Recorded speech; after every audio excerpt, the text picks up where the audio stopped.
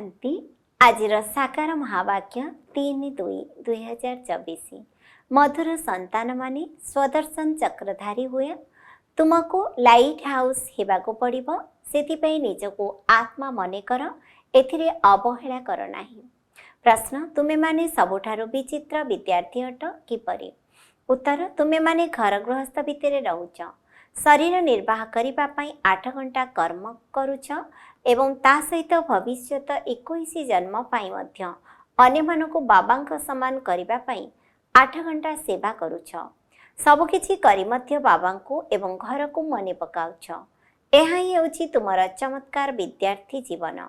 एही ज्ञान तो बहुत सहज, तुमे माने केवल पवित्र हेबा पई मेहनत करूछ। ओम शांति।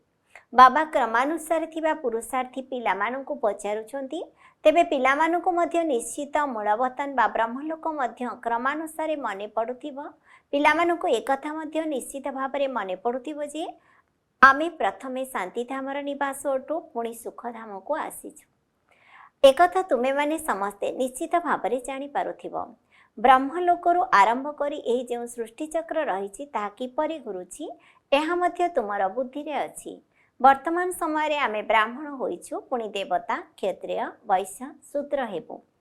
एही चक्र बुद्धि रे सर्वदा रहिबा दरकार।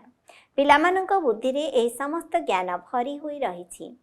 तुममानंकु बाबा ही बुझाइछंती, आगरु तो जानि नथिले, एबे ही तुमे माने जानुछ। दिनकु दिन तुमर वृद्धि होई चालिछि। तुमे माने अनेकंकु शिखाई चालिछ। निश्चित भावरे तुमे माने ही प्रथमे स्वदर्शन चक्रधारी हेब। एठारे तुमे माने बसिछ बुद्धि द्वारा जानुछ जे सी आमर पिता अटंती, परम शिक्षक अटंती, आमको सबु किछि सिखाउछंती, सी ही आमको बुझाउछंती आमे 84 जन्मर चक्र किपरि लगाउछु। तेणु बुद्धि रे निश्चित मने थिबो ना, एही कथा को बुद्धि द्वारा सबु समय मने पकाइबा को हेबो। एहा कोनोसी बड़ पाठ नुहे, गोटे सेकेंडर पाठ बुद्धि रे रहुछि जे आमे केउ स्थानर निवासी अटु, पुणी एठाको पाठ बजाइबा पई किपरि आसुछु। एहा 84 जन्मर चक्र अटे। सत्य जुगरे एते जन्म, त्रेता जुगरे एते जन्म, एही भଳି जन्म मृत्युर चक्र को मने पकाइबा को हेबो। निजको जे पदवी मिलुछि अभिनय करिछ ताहा मध्य निश्चित बुद्धि रे स्मरण कर। तुमे कहिबा आमे एही भଳି दी मुकुटधारी थिलु, पुणी एक मुकुटधारी हेलु, तापरि पुणी सबु राजपद चलीगला, आमे तम प्रधान होई गलु। एही चक्र तो घुरिबा दरकार ना, सेतिपई नाम रखा जाइछि स्वदर्शन चक्रधारी। आत्मा को ज्ञान मिलिछि, आत्मदर्शन होइछि। आत्मा जानिछि आमे एही परि भाबे चक्कर लगाउछु, पुणी तापरे घर को फेरी जिवु। बाबा कहिछंती मते मने पकाओ तेबे तुमे घरे पहुँचिबो। एमिति नुहे जे तुमे माने एबेठारु सेही अवस्था को चली जीवो ना, कारण बाहरर बहुत कथा बुद्धि रे आसी जाउछि। कहार केउ कथा पुणी आउ कहार आउ केउ कथा मने पडुथिबो। एठारे तो बाबा कहउचंती अन्य सब कथा को भूली केवल मुक्ति मने पकाओ। तांकठारु श्रीमत मिलुछि, तेणु सेही अनुसारे चालिबा को हेबो। तुममानकु स्वदर्शन चक्रधारी होई अंतिम समय पर्यंत पुरुषार्थ करिबा को हेबो। पूर्वरु तो किछि जणा नथिला, एबे बाबा सबु बताई देउछंती। तेणु तांको मने पकाइबा द्वारा रचयिता एवं रचनार आदि मध्य अंतर समस्त रहस्य बुद्धि रे आसी जाउछि। एठारे तो समस्तंकु शिक्षा दिया जाउछि। शिक्षा को तो घरे रही मध्य मने पकाई परिबो। एहा होछि बुद्धि द्वारा बुझिबार कथा। तुमे माने होछ विचित्र विद्यार्थी। बाबा बुझाउछंती चाहे 8 घंटा आराम कर, 8 घंटा शरीर निर्वाहार्थे कर्म कर। शारीरिक कर्म करिबा मध्य जरूरी। ता सहित बाबा निज समान करिबा पई जो कार्य देछंती ताहा मध्य शरीर निर्वाह हैला ना।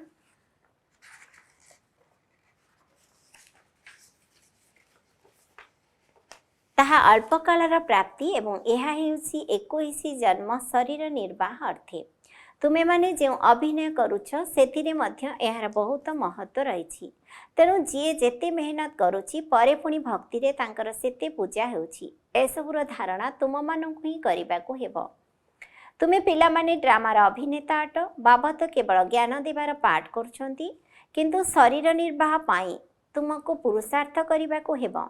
बाबा पिलामानंकु ए विश्वर इतिहास भूगोलर किपरि पुनरावृत्ति हेउछि चक्र तैयारी किपरि घुरुछि ताहा बुझाइबा पई आसुछि।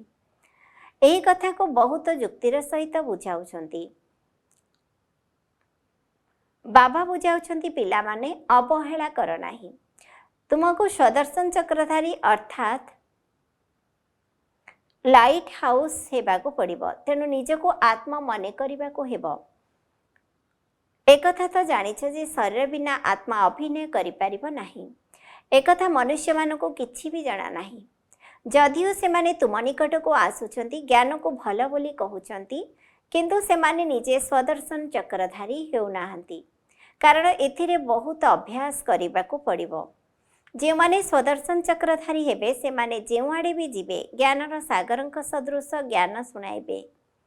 जेमिति विद्यार्थी पाठ पढ़ी अध्यापक होती पुणी कॉलेज रे जाई पाठ पढ़ाती एवं सेही धंदारे लागी पड़ी थांती। तुमर धंदा मध्य हेउछि शिक्षक हेबा। समस्तଙ୍କୁ स्वदर्शन चक्रधारी कराओ। दी मुकुटधारी राजा किपरि एवं एक मुकुटधारी राजा किपरि हेउछंती पिलामाने हार चित्र तैयारी करिसंती। तेबे एही चित्र तो ठीक अछि किंतु केते समय धरि दी मुकुटधारी थिले पुणी केते समय केवल रत्न जड़ित मुकुटधारी हेले पुणी किपरि एवं केबे तांकठारु राज्य छड़ाई नियागला एहार तारीख लेखिबा दरकार। यह बेहद विशाल ड्रामा अटे। एकथा तो निश्चित जे एबे आमे ब्राह्मण अटु पुणी देवता हेबाकु जाउछु। ब्राह्मण माने संगम जोगी अटंती। जे पर्यंत तुमे माने ही कथा अन्य मानकु न कहिछ से पर्यंत से मानकु जना पड़िबो नाही। एही जन्म हेउछि तुमरा अलौकिक जन्म। तुमको लौकिक एवं पारलौकिक उभयंकर संपत्ति मिलुछि किंतु अलौकिक ठारू कौनसी संपत्ति मिल परिबो नाही। यांक द्वारा बाबा तुमको संपत्ति देउछंती गान मध्य करूछंती। हे प्रभु एभली केबे कहिबे नाही हे प्रजापिता ब्रह्मा। समस्ते लौकिक एवं पारलौकिक पिता को मने पकाई थांती किंतु एकथा केही भी जानि नाहंती केवल तुमे माने ही जानिछ। पारलौकिक पितांकर हेउछि अविनाशी संपत्ति एवं लौकिक पितांकर हेउछि विनाशी संपत्ति।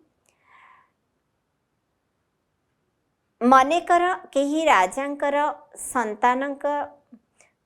संतान होइथिबे तेबे तांकु राजांक ठारू 5 कोटीर संपत्ति मिलिथिबो। जदि से संपत्ति को बेहद बाबांकर संपत्ति सहित तुलना करिवो एवं देखिबो तेबे कहिबो जे से संपत्ति तुलना तो एही अविनाशी संपत्ति बहुत अधिक आउ ए लौकिक संपत्ति विनाश होइजिबो। आजिकाल कोटिपति मानकु तो माया जाबुड़ी धरी रही से माने एठा को आसीबे नाही। बाबा हेउछंती दीनबंधु। भारत बहुत गरीब देश। एठारे बहुत मनुष्य मध्य गरीब अछंती। तुमे माने एबे अनेकंकर कल्याण करिबा पई पुरुषार्थ करूछ। अधिकांश रोगी मानक मनरे वैराग्य आसी थाए। से माने भाबंती तो रहिबार कौनसी आवश्यकता नहीं। तेणु एभली कौनसी रास्ता मिल जाऊ जहा फल रे मु मुक्ति धाम को चली जाउछि। से माने तो दुखर मुक्त हेबा पई मुक्ति मागी थांती किंतु सत्ययुगरे कि मुक्ति मागंती नाही काहेकि ना सेठारे दुख ही नाही। एही कथा सब तुमे माने एबे ही बुझुछ। बाबांकर संतान माने दिनकु दिन वृद्धि होई चलिबो। जे माने स्वयंवशी चंद्रवंशी जे माने सूर्यवंशी चंद्रवंशी देवता हेबे सेही माने एठा को आसी पुरुषार्थर क्रम अनुसार ज्ञान नेबे। तेबे ही ज्ञान बाबांक व्यतीत आउ केही देई परिबे नाही। एबे तुमे ई बेहद बाबांकु छाड़ी केउ आड़े चली जीवो नाही। जे मानकर बाबांक प्रति बहुत स्नेह रही से मानकु मध्य एही ज्ञान बुझिबाकु हेबो बहुत सहज लागिबो। बाकी पवित्र हेबारे माया बहुत विघ्न पकाई थाए। जदि कौनसी कथारे अवहेला करिबो तेही से भी अवहेला द्वारा ही हारी जीवो। एहाकु मुष्टियुद्ध सहित तुलना करा जाउछि कारण मुष्टियुद्ध रे जणे अन्य जनक ठारू विजय प्राप्त करिथांती। पिलामाने कौनसी माया पिलामाने जानिछंती माया हमको हराई देछि। बाबा कहउछंती मधुर संतान माने निजको आत्मा मने कर। बाबा निजे बुझाउछंती जे एथिरे बहुत मेहनत करिबा कहिबो। ମୁଁ ବେହଦର ବାବାଙ୍କର ସନ୍ତାନ ଅଟେ ଏ କଥାକୁ ଭଲ ଭାବରେ ପକ୍କା କରିବାକୁ ହେବ। ବାବା ଅନୁଭବ କରୁଛନ୍ତି ମାୟା ଏହି ସନ୍ତାନର ବୁଦ୍ଧି ଯୋଗୁଁ ଭ୍ରମିତ କରିଦେଉଛି। ସମସ୍ତେ ତ କ୍ରମାନୁସାରେ ଅଛନ୍ତି, ଏହି ହିସାବରେ ହିଁ ରାଜଧାନୀ ସ୍ଥାପନ ହେଉଛି। ଯଦି ସମସ୍ତେ ଏକାଭଳି ହୋଇଯିବେ ତେବେ ରାଜଧାନୀ ସ୍ଥାପନ ହୋଇପାରିବ ନାହିଁ। ରାଜାରାଣୀ ପ୍ରଜା ସାହୁକାର ସମସ୍ତଙ୍କର ଆବଶ୍ୟକତା ରହିଛି, ଏକଥା ତୁମମାନଙ୍କ ବ୍ୟତୀତ ଆଉ କେହି ଜାଣିନାହାନ୍ତି। ଆମେ ନିଜର ରାଜଧାନୀ ସ୍ଥାପନ କରୁଛୁ ଏ କଥା ତୁମମାନଙ୍କ ଭିତରେ ମଧ୍ୟ ଯେ ଅନନ୍ୟ ଅଟନ୍ତି ତାଙ୍କର ହିଁ ମନେ ରହିଥାଏ। ତେବେ ଏହି କଥାକୁ କେବେ ଭୁଲିଯିବା ଉଚିତ ନୁହେଁ। ପିଲାମାନଙ୍କ ଜାଣିଛନ୍ତି ଆମେ ସବୁ ଭୁଲି ଯାଉଛୁ, ନଚେତ ବହୁତ ଖୁସି ରହିବା ଦରକାର ଯେ ଆମେ ବିଶ୍ୱର ମାଲିକ ହେଉଛୁ। ପୁରୁଷାର୍ଥ ଦ୍ୱାରା ହିଁ ମାଲିକ ହୋଇଥାନ୍ତି। କେବଳ କଥାରେ କହିଲେ ନୁହେଁ, ବାବା ଆସିବା ସମୟରେ କହୁଛନ୍ତି ପିଲାମାନେ ସାବଧାନ, ସ୍ୱଦର୍ଶନ ଚକ୍ରଧାରୀ ହୋଇ ବସିଛ। ବାବା ମଧ୍ୟ ସ୍ୱଦର୍ଶନ ଚକ୍ରଧାରୀ ଅଟନ୍ତି ଯେ କି ବ୍ରହ୍ମାଙ୍କ ଶରୀରରେ ପ୍ରବେଶ କରିଛନ୍ତି। ମନୁଷ୍ୟମାନେ ଭାବୁଛନ୍ତି ବିଷ୍ଣୁ ସ୍ୱଦର୍ଶନ ଚକ୍ରଧାରୀ ଅଟନ୍ତି, କିନ୍ତୁ ଏମାନଙ୍କୁ ଏକଥା ଜଣା ନାହିଁ ଯେ ଏହି ବିଷ୍ଣୁ ହିଁ ଲକ୍ଷ୍ମୀନାରାୟଣ ଅଟନ୍ତି। ତେବେ ୟାଙ୍କୁ ଏହି ଜ୍ଞାନ କିଏ ଦେଲେ ଯାହାଫଳରେ ଏମାନେ ଲକ୍ଷ୍ମୀ ନାରାୟଣରେ ପଦ ପ୍ରାପ୍ତ କଲେ? ଚିତ୍ରରେ ଦେଖାଉଛନ୍ତି ସ୍ୱଦର୍ଶନ ଚକ୍ର ଦ୍ୱାରା ବଦ୍ଧ କଲେ। ତୁମମାନଙ୍କୁ ଏହିଭଳି ଚିତ୍ର ତିଆରି କରୁଥିବା ଚିତ୍ରକାରଙ୍କ ପ୍ରତି ହସ ଲାଗିଲା। କେବେ ବିଷ୍ଣୁ ହେଉଛନ୍ତି ଗୃହସ୍ଥ ଆଶ୍ରମରେ ରହୁଥିବା ଯୁଗଳଙ୍କର ଚିହ୍ନ। ମିତ୍ର ତ ସୁନ୍ଦର ଲାଗୁଛି, କିନ୍ତୁ ଏହା ଯଥାର୍ଥ ଚିତ୍ର ନୁହେଁ। ପୂର୍ବରୁ ତୁମେମାନେ ମଧ୍ୟ ଜାଣିନଥିଲ ଏହି ଚତୁର୍ଭୁଜଧାରୀ ଏଠାକୁ କିପରି ଆସିବେ। ଏସବୁ କଥା ମଧ୍ୟ ତୁମମାନଙ୍କ ଭିତରେ କ୍ରମାନୁସାରେ ଜାଣିଛନ୍ତି। ବାବା କହୁଛନ୍ତି ସବୁକିଛି ପୁରୁଷାର୍ଥ ଉପରେ ଆଧାରିତ। ବାବାଙ୍କୁ ମନେ ପକାଇବା ଦ୍ୱାରା ହିଁ ପାପ କଟିଯାଏ ନା। ତେଣୁ ସବୁଠାରୁ ଅଧିକ ଏବଂ ତୀବ୍ର ପୁରୁଷାର୍ଥ ଏହି କଥା ଉପରେ ହିଁ କରିବାକୁ ହେବ। ବାବା ତ ସମୟ ଦେଖୁଛନ୍ତି, ଗୃହସ୍ଥ ବ୍ୟବହାରରେ ମଧ୍ୟ ରହିବାକୁ ହେବ। ପୁରୁଷାର୍ଥ ଏହି କଥା ଉପରେ ହିଁ କରିବାକୁ ହେବ। ବାବା ତ ସମୟ ଦେଇଛନ୍ତି, ଗୃହସ୍ଥ ଆଶ୍ରମରେ ମଧ୍ୟ ରହିବାକୁ ହେବ, ନଚେତ୍ ପିଲାମାନଙ୍କୁ କିଏ ସମ୍ଭାଳିବ। ତେଣୁ ସେବାକୁ କରି ମଧ୍ୟ ବାବାଙ୍କୁ ମନେ ପକାଇବାର ଅଭ୍ୟାସ କରିବାକୁ ହେବ। ଦୁନିଆରେ କୃଷ୍ଣଙ୍କ ପାଇଁ ଦେଖାଇଛନ୍ତି ଯେ କୃଷ୍ଣ ଅକାସୁର, ବକାସୁର ଆଦି ଅସୁରମାନଙ୍କୁ ସ୍ୱଦର୍ଶନ ଚକ୍ର ଦ୍ୱାରା ବଦ୍ଧ କଲେ। କିନ୍ତୁ ଏବେ ତୁମେମାନେ ଜାଣିଗଲଣି ଯେ ଚକ୍ର ଆଦିର କୌଣସି କଥା ହିଁ ନାହିଁ, ଏଥିରେ କେତେ ଫରକ ରହିଛି। ଏକଥା କେହି ବାବା ହିଁ ବୁଝାଉନାହାନ୍ତି। ମନୁଷ୍ୟ ମନୁଷ୍ୟକୁ ନା ବୁଝାଇ ପାରିବେ ନା ସଦ୍ଗତି କରାଇ ପାରିବେ। ରଚୟିତା ଏବଂ ରଚନାର ଆଦି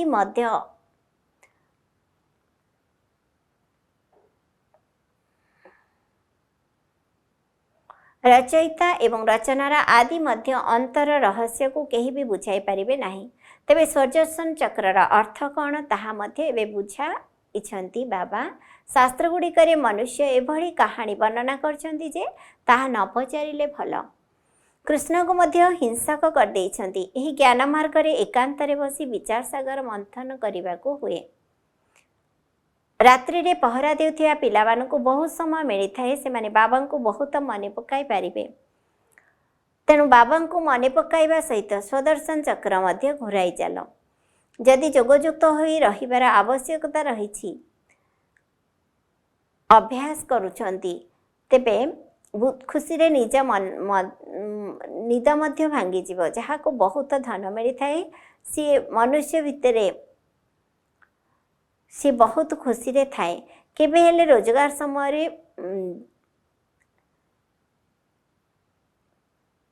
ଢୁଳାଇ ନଥାଏ। ତୁମେମାନେ ଜାଣିଛ ଯେ ଆମେମାନେ ସର୍ବଦା ସ୍ୱାସ୍ଥ୍ୟବାନ ସମ୍ପତ୍ତିବାନ ହେଉଛୁ, ସେଥିପାଇଁ ଭଲ ଭାବରେ ପୁରୁଷାର୍ଥ କରିବା ଦରକାର।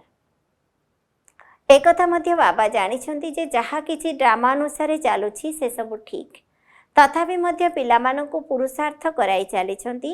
ଏବେ ବାବା ଶିକ୍ଷା ଦେଉଛନ୍ତି ଏମିତି ଅନେକ ଅଛନ୍ତି ଯାହାଙ୍କର ଭିତରେ ନା ଜ୍ଞାନ ଅଛି ନା ଯୋଗ ଅଛି। ଯଦି ତାଙ୍କ ନିକଟକୁ କେହି ବୁଦ୍ଧିମାନ ବିଦ୍ୱାନ ଲୋକ ଆସିବେ ତେବେ ତାଙ୍କୁ କିଛି ବୁଝାଇ ପାରିବେ ନାହିଁ। ତେଣୁ ଯୋଗ୍ୟ ସେବାଧାରୀ ସନ୍ତାନମାନେ ଜାଣିଛନ୍ତି ଯେ ଆମ ପାଖରେ କିଏ କିଏ ଭଲ ବୁଝାଇଲା ବାଲା ଅଛନ୍ତି।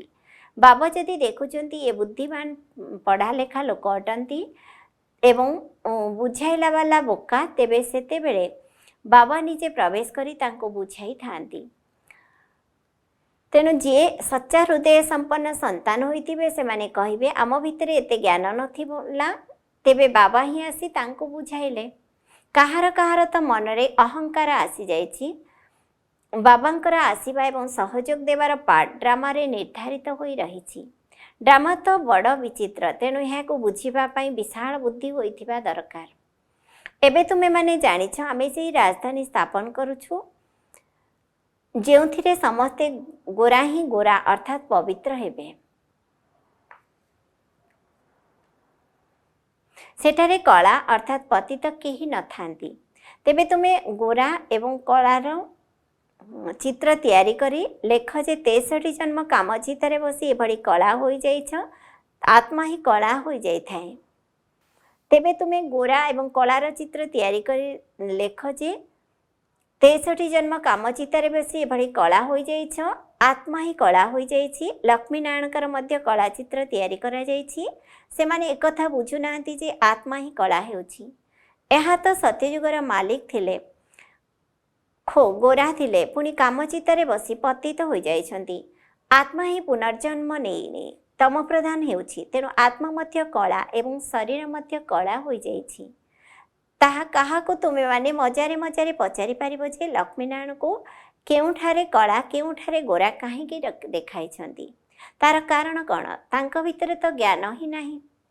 श्रीकृष्ण को गोरा पुणी श्रीकृष्ण को श्यामल चित्र काहींकी तैयारी करछन्ति? एकथा तो तुमे माने एबे जानुछ, कारण तुमको एते ज्ञानर हृदय दे नेत्र मिलिछि। अच्छा, मिठा मिठा शिकिला दे संतान मानक प्रति माता पिता बाप दादांकर मधुर स्नेह भरा स्मृति एवं सुप्रभात। आत्मिक पितांकर आत्मिक संतान मानकु नमस्ते। आम आत्मिक संतान मानकर मध्य आत्मिक पितांकु नमस्ते नमस्ते नमस्ते।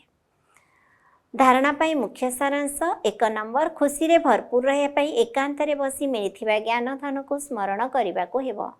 पवित्र अथवा सदा निरोगी हेबा द्वारा सर्वदा बाबांक स्मृति रे रहिबार मेहनत करने को हेबो। 2 नंबर, बाबांक समेत मास्टर ज्ञानर सागर ही समस्तंको स्वदर्शन चक्रधारी कराइबा को हेबो। तुमको लाइट हाउस हेबा को पड़िबो। भविष्य 21 जन्म शरीर निर्वाह पाई रुहानी सर्विस रुहानी शिक्षक निश्चित हेबाकु पड़िबो।